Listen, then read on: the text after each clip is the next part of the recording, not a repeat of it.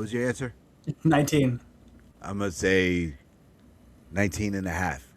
Price is Right rules. The answer is 22. Oh, that's what I was going to say, Rob. Why do I have to follow Rob? No one told you My you had God. to. I give terrible advice. Yeah. Yeah, you I mean, it do. wasn't that far off, to be fair. Man. Still a little young. Yeah. I know, friends. A werewolf knows it's coming, but hides themselves in a garage. Oh. Oh. 200 years, she's a vampire. You can't convince me otherwise. There you go. I was 5 years late. Oh, in 2008? So, all right. Wow. Thank you. So, the new book comes out next month. Mm-hmm. Are we going to have a third? I would love for there to be a third. So I announced in the back of the second book that the main character would return in the Tales of the Werewolf. Tales spelled Tails because I love a pun, as established. Actually, if I ever do a fourth book, I've already come up with a title for that too. It's going to be called Self, a Werewolf, because keep with these puns. But. Yes. I'm probably going to take a break from werewolves for a little bit. I have some other stories that I want to write in other genres. And so that will come first. And then eventually I'll get back and do the third werewolf book. What other genres? Can you give us a spoiler? What other genres? Yeah. So I've been working on a couple books right now. One is a kind of a YA book, my tribute to the Chronicles of Narnia series. But so I'm from Texas, lived here my entire life. And I really want to do like a redneck countrified version of Chronicles of Narnia, where instead of like fawns and lions, you have like raccoons and tequaches and jaguarandis and stuff like that. And so I would really love to do my own like fantasy set in the world of South Texas, horned toads. But then the other book I'm working on is kind of a loosely autobiographical story, because I've spent the last 20 years working as a film programmer and movie theaters, and so there's a lot of great stories I've had of like dealing with celebrities, working on crazy things at the movie theater, and I would love to do a book that was inspired by that time. Now, would that be a graphic novel, or is that just going to be like a... Both I would love to do as a graphic novel, and I'm working on them right now. Like I wrote Werewolf first as a prose novel, and then adapted it into a graphic novel, because that's just the way my brain works. It's easier for me to kind of sketch out a book without having to worry about the comic book script style. And then so I'm doing both books right now as prose novels, and then I will go back and turn them into comic book scripts, and hopefully take them out to publishers and see what I can get interest from them on. Okay, how many different publishers did it take before a lot? we Yeah. are doing this? I reached out to all the ones that everybody always reaches out to. I reached out to Image. I got a lot of interest from Top Shelf and IDW, and talked to them for a long time on the book.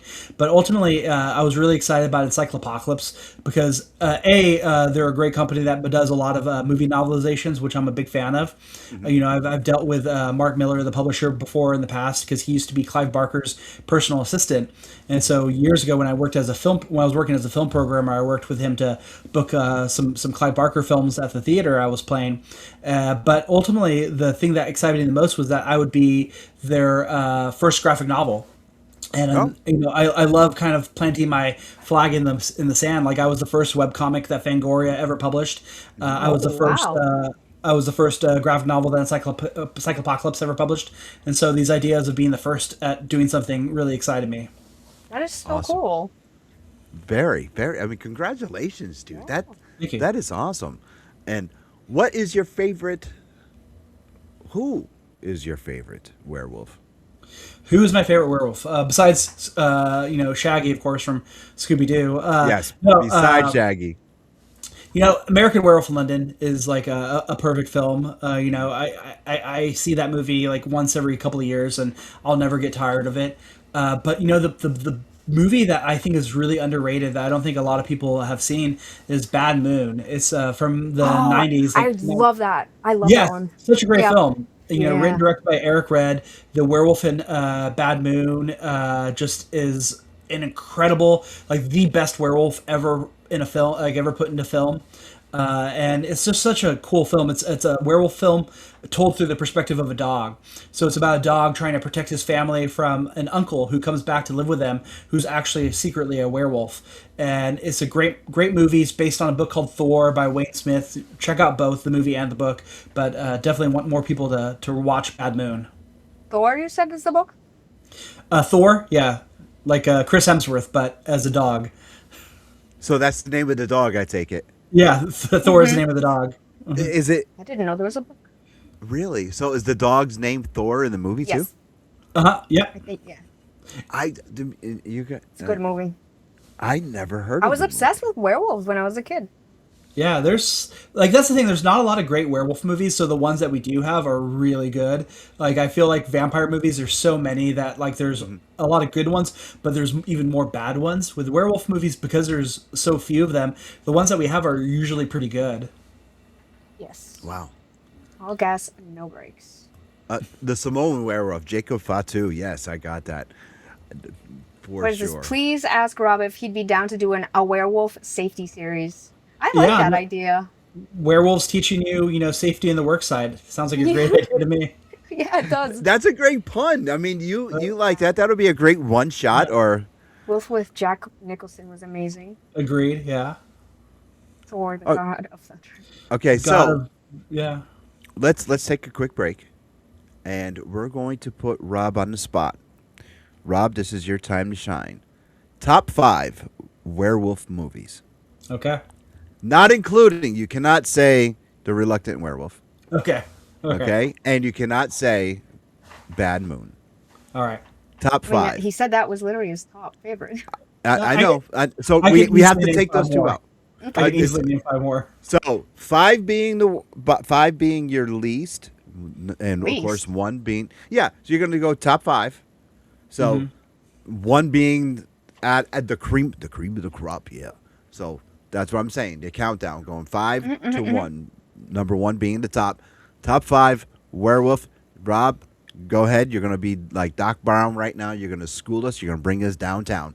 Go. Okay, so number 5 would probably be Waxwork, which is not strictly a werewolf film because it has a bunch of different monsters in it, but it's about these kids that go into a wax museum where the wax creatures come to life, and there's this incredible werewolf scene in the film where the werewolf actually rips a guy's head in half. If if you're a fan of gore effects and just 80s horror films, it's such a great film.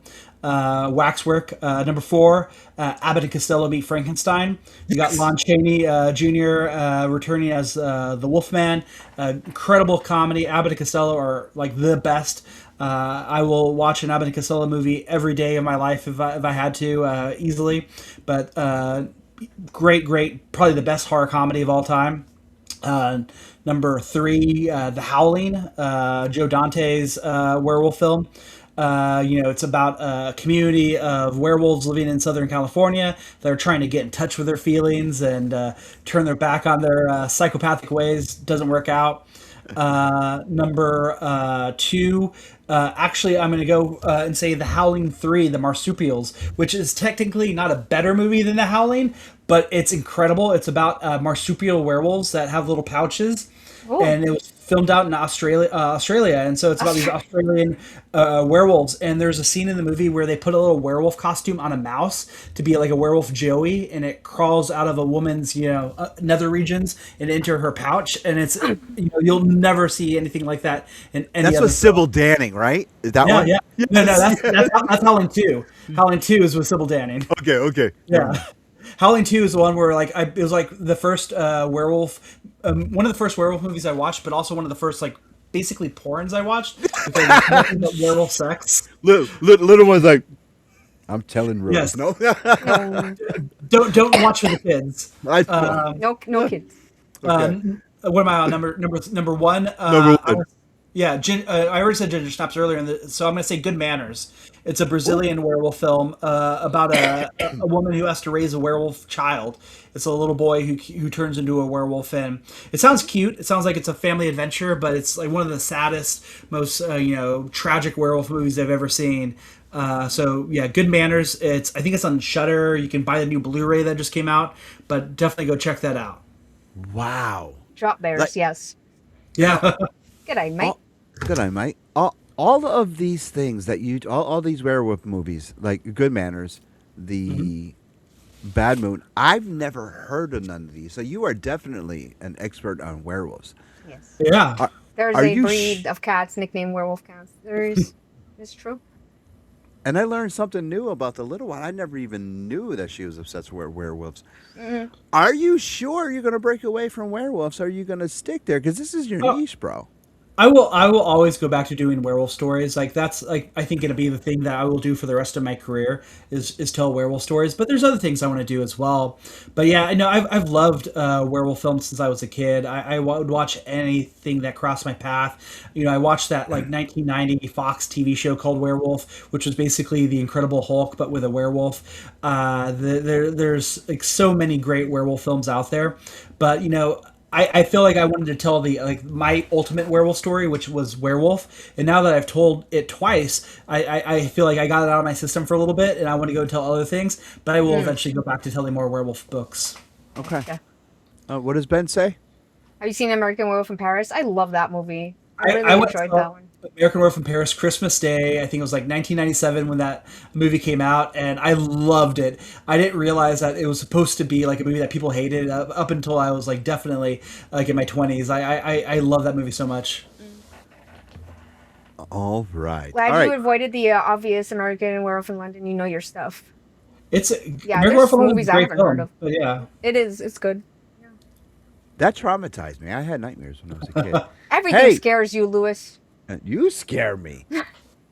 You scare me. You scare me bad. Hey, we got to pay some bills. We do need a Sabretooth movie. I agree. Oh, yes, we do. Mm-hmm. We do. We got to pay some bills. And when we come back, I'm going to call out somebody that needs to get this book on his shelves. We'll be right back. It's the question of the week. Let's dive right in. Riddles and laughter. Where do we begin? Silly little queries, they never grow old. In this game of wits, our stories unfold. Why did the chicken cross? Oh, who knows why? Knock, knock, jokes that make us all sigh. Question of the week is brought to us by Alternate Universe LLC, Milford, and our flagship store, Milford and New Haven. I said Milford already. Eric Yako, admin for the Angry Geeks show. You got to get this book on the shelves, dude, because this book looks amazing, sounds amazing. You got to get it there, and don't have people going out there and getting it for free. I want people to buy this book. And yeah, and then we also have to talk about Rob about signings. So we're going to get to that in a minute. But Eric, get this book on the shelves, and all you other LCSs, please get this book on your shelves. Question of the week. First, we're going to go Rob, then Sophia, then chat. Question number 1. Why is a Q-tip called a Q-tip when it isn't shaped like a Q? Rob, Sophia, why is a Q-tip called a Q-tip when it isn't shaped like a Q? Here's my my fan theory. I think it's Q stands for quit because I didn't know this until just a few months ago. You're not actually supposed to clean your ears with Q-tips. I thought that's what they were made for, and I would do that all the time. My wife kept telling me, quit doing that, quit doing that, quit doing that, and so that's what my thing is. I think Q stands for quit because apparently Q-tips are not for cleaning your ears, even though that's what else are they used for? Okay. Little one? Q stands for quaint. Or maybe quick tip. Okay. I was hoping to break your brain again. Oh. Thanks. You're welcome. All right, chat. Let's get some good answers here. School me. What? Okay, thank you, Keith Russell. Thank you very much, Jacob Marley. Jacob Marley, why is a Q-tip called a Q-tip when it isn't shaped like a Q? Let's go, chat. There is a question. Okay. Is the werewolf the hero or the villain? Or is that a spoiler? First book, villain. Second book, hero. You're going to learn more. That's pretty cool. That's very cool. So you got to go buy the books, read them. All right, come on, chat. Like they're cleaning for the outer canal. Oh, like the